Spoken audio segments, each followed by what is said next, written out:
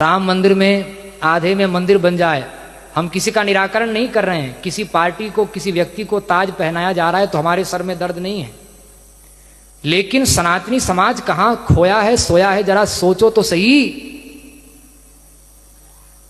93, 94, 92 से लेकर 94 तक रामालय ट्रस्ट का जो उपक्रम चला, जब पक्ष विपक्ष दोनों चाहते थे, नरसिंह राव तक कांग्रेस भी चाहती थी ना, ताला खुला राजीव गांधी के समय में, और पूजन आदि का क्रम शुरू हुआ। हम किसी का नाम, किसी का पक्ष विपक्ष, हम तो सनातन धर्म की बात कर रहे हैं, जिसको जो करना हो सो करता रहे। जब आप भी चाहते थे, जिस समय आप पक्ष में थे, जिस समय आप विपक्ष में थे, जब दोनों लोग चाहते थे, नरसिंह राव ने रामालय ट्रस्ट बनाई और कहा कि बाहर से कहा कि मंदिर बनाना है, अंदर से गुरुदेव को कहा कि आधा आधा हो जाए मंदिर मस्जिद। तो क्या है, मैं किसी का नाम नहीं लूंगा, जिन जिन का अधिकार था अन्य अन्य जगह में, सभी त्रिपुंडधारी ऊर्ध्वपुंडधारी महात्माओं ने, मेरे लिए सब पूज्य हैं, मैं तो उन महात्माओं के चरण की धूल भी नहीं हूं, लेकिन जो तथ्य की बात है वो तो इतिहास किसी को बख्शता नहीं है। ध्यान देना, इतिहास निरावरण होता है। बड़े बड़े महात्माओं ने कह दिया बाहर से कि मंदिर ही बनेगा, अंदर से गुरुदेव ने पूछा खुल के बताओ मंदिर मस्जिद की बात होगी तो, अगर जिस दिन मस्जिद की बात आई उस दिन सरकार गिराने के लिए सबसे पहला प्रचार फिर मैं करूंगा, गुरुदेव ने कहा। सबने हस्ताक्षर किया, केवल और केवल पुरी के शंकराचार्य जी ने कहा कि आधे में मंदिर आधे में मस्जिद, ये काला बाजारी नहीं चलेगी, बनेगा तो भगवान का मंदिर बनेगा। एक दुष्ट आतंकवादी धर्मद्रोही को पुरी का शंकराचार्य बनाकर फिर घुमाया। उस समय धर्म सत्ता के, राजनीतिक सत्ता के ठेकेदारों ने घुमाया, उसको पोषण दिया, आज भी पोषण दिया जा रहा है, लेकिन उसी से सबका विनाश होगा, ये भी ध्यान रखिए। कोई ना कोई तो निमित्त चाहिए। सीता जी का हरण नहीं होता तो रावण थोड़ी मरता, देवकी के केश न पकड़े होते कंस ने, जब तक घर में हमला नहीं होता तब तक भगवान भी सक्रिय नहीं होते हैं। घर में हमला हुआ है तो सबको ठिकाने लगाने का अवसर प्रकृति उत्पन्न करी, अभी धैर्य धारण करी। ये तो शंकर की गद्दी है, ये तो हर हर बम बम की गद्दी है, कहां जाएंगे भागकर। नकली आतंकवादियों को आचार्य जगत गुरु बनाकर देश विदेश में घुमाया गया। सिलचर में पुरी के शंकराचार्य को उड़ाने के लिए मंच पर बम लगाया गया। गोधरा कांड में जब जा रहे थे पत्रकारों को मना कर दिया गया कि कोई शंकराचार्य नहीं आया, ऐसा ही छापो। पूरी की पूरी ट्रेन उड़ाने की योजना बनी, ट्रेन में बम लगा। फिर जनरल में दूसरी ट्रेन पकड़कर पुरी के शंकराचार्य जी गए। राम मंदिर में हस्ताक्षर नहीं किया गया, अपहरण कराने का, मरवाने का। ये बात गुरुदेव बार बार मन से नहीं बोलते, आज हम कह रहे हैं। जितना एक सामान्य से सामान्य साधु पर अत्याचार हो सकता है, इन 30 वर्षों में कई राज्य की और केंद्र की सरकारों ने, और कोई पार्टी आज देश में राष्ट्रीय स्तर की ऐसी नहीं जिसने यह अत्याचार न किया।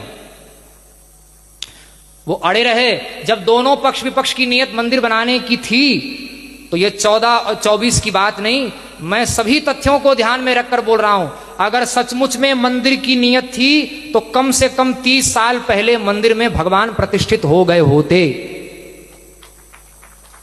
पहले जो सत्ता में थे उन्होंने हिंदुओं को अटका के कि हम बनाएंगे, हम बनाएंगे, हम बनाएंगे, हिंदुओं को झुलाया उन्होंने। और मंदिर न बना के जब वोट बैंक बनाकर जब काम चलता था, वोट मिलता था, तब मंदिर न बना के उस समय के सत्ताधारियों ने वोट लिया। उसके बाद में रथ यात्रा हुई, उनकी टोकरी से इस राम मंदिर की गेंद को किसी और टोकरी में डाला गया।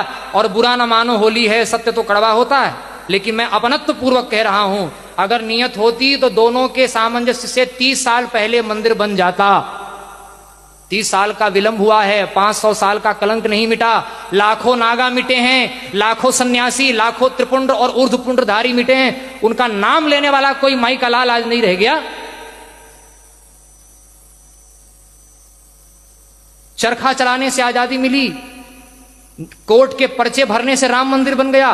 30 साल पहले राम मंदिर बन गया होता अगर उसका राजनैतिकरण नहीं किया गया होता। उस समय जो सत्ता में थे, आज जो सत्ता में हैं, दोनों ने जब अटका करके मंदिर को वोट मिल सकता था तब अटका के वोट लिया, और जब देख लिया 14 से 17 तक कि अब पुलवामा अटैक हुआ, उसके बाद अकल आई, अपना सच्चा वोट बैंक पहचान लिया कि अब तो सरकार 50-50 में 19 में ही आने की बात हो गई थी। तब हुआ कि अब मंदिर बना कर ही जब हम सत्ता में रह सकते हैं, तब मंदिर न बनाना भी राजनीति, मंदिर बनाना भी राजनीति, दोनों ढंग से तब बना के ही वोट लिया है। 30 साल का विलंब लगाने वाले पक्ष विपक्ष के लोगों के सर पर हम लोग ताज पहनाने जा रहे हैं। और जिन्होंने हस्ताक्षर किया उस समय सरकार की कोई सुरक्षा नहीं, कोई रेल का रिजर्वेशन नहीं, कोई सुविधा नहीं। जिस धर्माचार्य ने अपहरण मारने की धमकी, फोन कॉल और एक नकली धर्माचार्य बना करके आतंकवादी जिसको 100 बार फांसी दी जाए तो कम है। विवेकी का दायित्व अधिक होता है। आतंकवादी हर समय में होते हैं। आतंकवादी को नियंत्रित न करने वाला राजा सबसे पहले दंड का अधिकारी होता है। उसको दंड कौन देगा? मंदिर की नियत होती तो, लेकिन पूरा संत समाज विभोर है। हम भी विभोर हैं कि भगवान प्रतिष्ठित हो रहे हैं। खून के आंसू रोए हैं महात्मा, तब मंदिर बना है। चलो, लाखों व्यक्तियों की शहादत का ताज अगर 1-2 लोगों के खोपड़ी में जा रहा है तो हमारे सिर में दर्द नहीं है। लेकिन भैया, आप कितने भी गुणवान हो, मानस की वो बात याद रखिए। गुण सागर नागर नरजोऊ, क्या है, जोई अलप लोभ भल कहीं ना।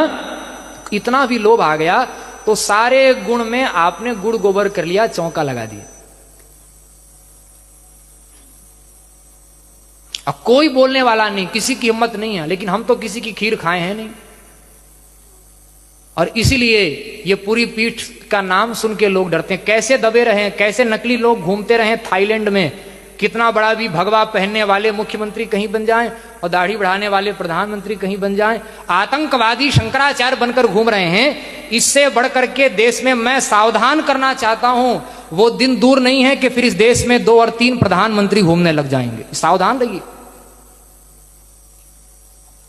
जब जब महापुरुषों ने जो बात की है उसको जब जब उपेक्षा की है, तब साधु अवज्ञा कर फल ऐसा, जरई नगर अनाथ कर जैसा। कोई बचाने वाला नहीं मिलेगा। हम शासन कर रहे हैं ये भ्रम छोड़ दीजिए।